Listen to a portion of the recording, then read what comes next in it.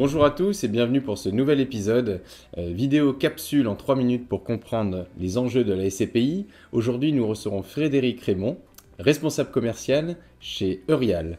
Bonjour Frédéric. Bonjour Mickaël, merci pour l'invitation. Enchanté. Écoute, aujourd'hui on va parler de Pierreval Santé, un de vos supports, une de vos SCPI. Il est important de comprendre aujourd'hui quelle est la société de gestion qui gère cette SCPI. Donc si tu pouvais nous en dire quelques mots avant de commencer. Avec plaisir. Eurial, notre société de gestion, gère effectivement Pierreval Santé depuis l'origine. On a une vocation chez Eurial qui est très simple, c'est être utile. Avec Pierreval Santé, ce que les fondateurs ont cherché à faire, c'est avoir un fonds qui ait un impact sociétal, qui est évidemment une performance financière, c'est la base de tout. Dans notre métier, on est une société de gestion de fonds, mais on veut apporter quelque chose de plus. L'axe qui a été retenu, c'est la santé, l'impact sociétal que peut apporter la santé aujourd'hui, et puis pour nous, le soutien à l'économie de la santé par l'immobilier. Parfait, merci beaucoup. Concernant maintenant la SCPI Pierreval Santé, comment on l'investit, qu'est-ce que c'est, qu'est-ce que tu peux nous en dire du coup un petit mot également? Avec plaisir. Pierreval Santé, c'est une SCPI 100% santé, européenne. On est investi aujourd'hui dans 9 pays, Portugal, Espagne, Italie, France, Allemagne, Pays-Bas, Royaume-Uni, Irlande et Canada. Il faut arriver à les donner dans l'ordre. Le Canada, c'est notre dernier marché aujourd'hui, dernier marché en date, marché prometteur, marché intéressant. Qu'est-ce qu'on achète? Des immeubles de santé, c'est une SCPI 100% santé, donc on va chercher des immeubles de santé qui répondent aux besoins. Les besoins de santé aujourd'hui sont multiples, on va chercher à tous les adresser. Pierreval Santé, c'est toute la santé, mais que la santé. Donc on va adresser tous les besoins d'immobilier de santé. Donc tu as du bureau à destination de la médecine de ville? Exactement, on peut avoir du bureau, on peut avoir du local d'activité, mais ce sera uniquement loué par des acteurs santé. Ensuite, la santé pure, locaux d'activité, maison médicale, ce sont des actifs importants pour nous, centre de dialyse, clinique, ça c'est la santé pure. Et ensuite, on va parler du santé résidentiel, les RSS, les unités Alzheimer, et puis parce que le besoin est absolument colossal sur cette classe d'actifs, des EHPAD. On a beaucoup d'EHPAD dans Pierreval Santé, alors d'EHPAD ou de maisons de retraite, ça porte pas toujours le même nom selon les pays, mais on croit beaucoup dans cette classe d'actifs parce que le besoin est absolument colossal et que un de nos objectifs, c'est de contribuer à remplir ce besoin parce qu'à terme, on va tous être concernés, soit pour nous, soit pour un proche. Je comprends. Bon, on voit là depuis quelques temps, et tu en fais partie des personnes qui sont réellement sur le terrain pour expliquer par rapport aux frayeurs qu'il y a eu sur le marché de l'immobilier et surtout dans les SCPI avec certaines qui ont baissé leur prix de part. Je mets les pieds dans le plat, Frédéric. Où en est-on de la valorisation? Potentielle baisse, potentielle hausse, qu'est-ce qui se passe? Alors, Pierreval Santé aujourd'hui se porte bien. Sur la valorisation spécifiquement, comme toutes les sociétés de gestion, presque à mi-année, on a mis à jour notre valeur de reconstitution. Elle a un peu baissé, elle s'est un peu contractée. Donc on a une part à 204 € avec maintenant une valeur de reconstitution à 199,95 €. Donc on a des valeurs qui sont parfaitement en phase. Et on a une valeur de part qui est confortablement dans le milieu du tunnel, le fameux écart plus 10, moins 10 entre le prix de part et la valeur de reconstitution. Donc pas d'inquiétude de ce côté-là. L'année 2024 va être une année décisive. Aujourd'hui, nous, on est confiants dans le modèle, il est résistant, il peut résister aux péripéties du marché. L'année 2023 l'a montré encore, le Pierreval Santé a résisté et n'a pas cédé.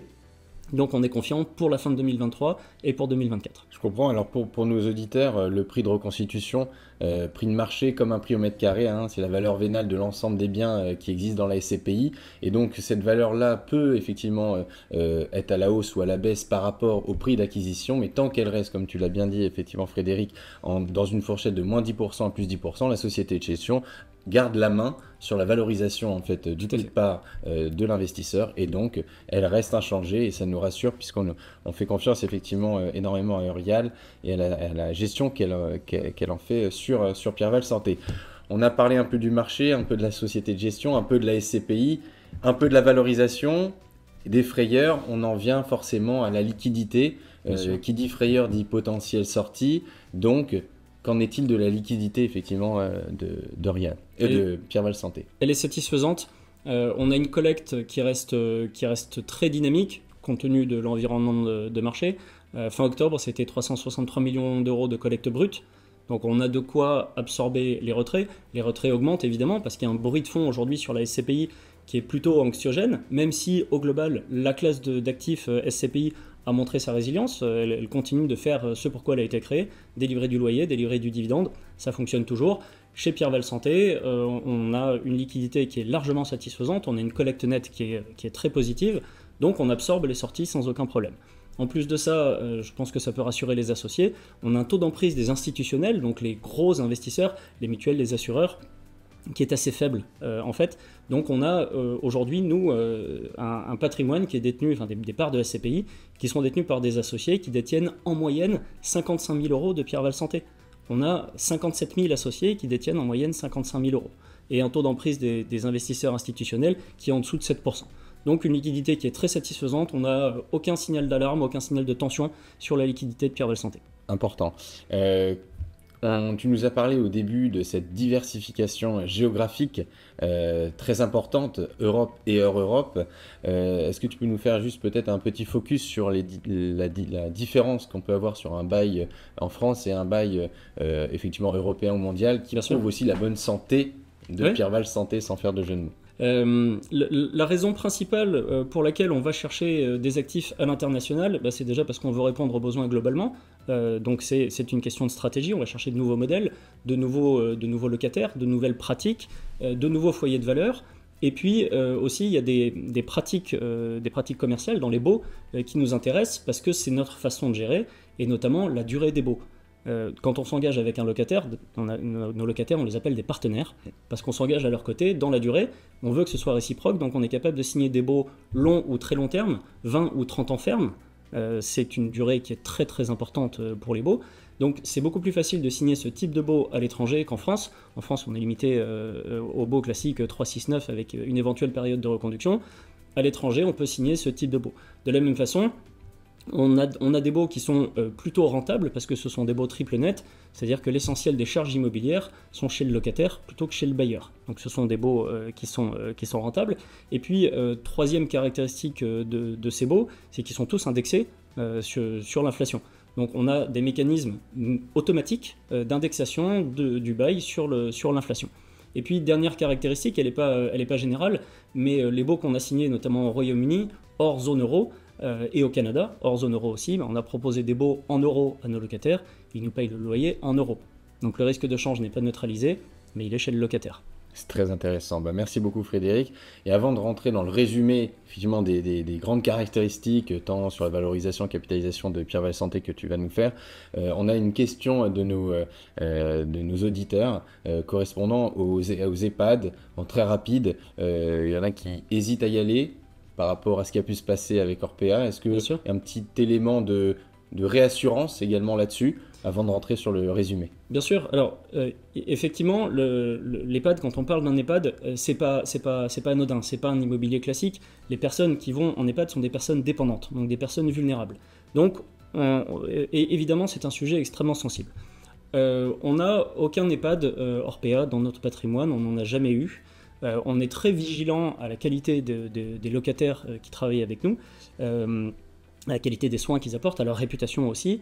Et évidemment, depuis l'affaire Orpea, qui a été une prise de conscience extrêmement importante pour tout le marché, on a rajouté dans nos baux des clauses qui nous permettent de protéger à la fois les résidents et puis les associés de Pierre Val Santé.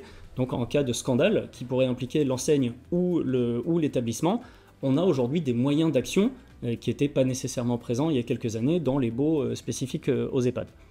L'EHPAD, c'est sensible aussi parce que, encore une fois, vous l'avez entendu tout à l'heure, il y a un besoin absolument colossal sur l'EHPAD. Il faut se dire qu'en 2070, un humain sur deux aura plus de 60 ans. Et on y sera tous les deux. On y sera tous les deux. À 60 ans, on n'est pas vieux, bien sûr, mais on comprend qu'on va entrer dans une structure démographique, une structure socio-démographique qui va être complètement différente de ce qu'on a connu jusque-là. Et l'EHPAD, c'est une des réponses à ces besoins absolument phénoménaux qui vont surgir dans les années à venir. Écoute, merci Frédéric d'avoir été transparent sur l'ensemble des questions. On peut conclure ensemble sur le résumé, effectivement, des grandes lignes à retenir de Pierre Val Santé. Je commence pour moi par la diversification européenne, hors européenne, sur différentes typologies d'actifs, mais toujours dédiés à la santé. Et Absolument. en termes de chiffres, si tu peux nous le faire, effectivement. Alors, une diversification, aujourd'hui près de 250 actifs. On a un programme d'acquisition qui est encore ambitieux pour la fin de l'année 2023. Donc surveillez ce chiffre, il va continuer d'augmenter. La capitalisation, 3,1 milliards d'euros. C'est une capitalisation importante pour une SCPI qui est encore jeune, qui va fêter ses 10 ans l'année prochaine. Une capitalisation qui est aussi source de résilience et de diversification. Durée moyenne des baux, on l'évoquait tout à l'heure, elle est quasiment de 17 ans. C'est une durée qui est très longue parce que nos locataires s'engagent dans la durée avec nous, on s'engage aussi dans la durée avec eux. Taux d'occupation financier, donc le rapport entre les mètres carrés qu'on pourrait louer et les mètres carrés qu'on loue effectivement, plus de 98%. Donc c'est un taux d'occupation qui est très satisfaisant. Rapporté à la durée résiduelle des baux, ça fait une résilience assez importante. Et puis, dernier chiffre, la performance financière, parce que c'est ce qu'on attend de nous. L'an dernier, on a annoncé un taux de distribution de 5,30, on a versé 5,35. Pour cette année, on a annoncé le même ordre de grandeur, une fourchette entre 5,15 et 5,35 pour le taux de distribution.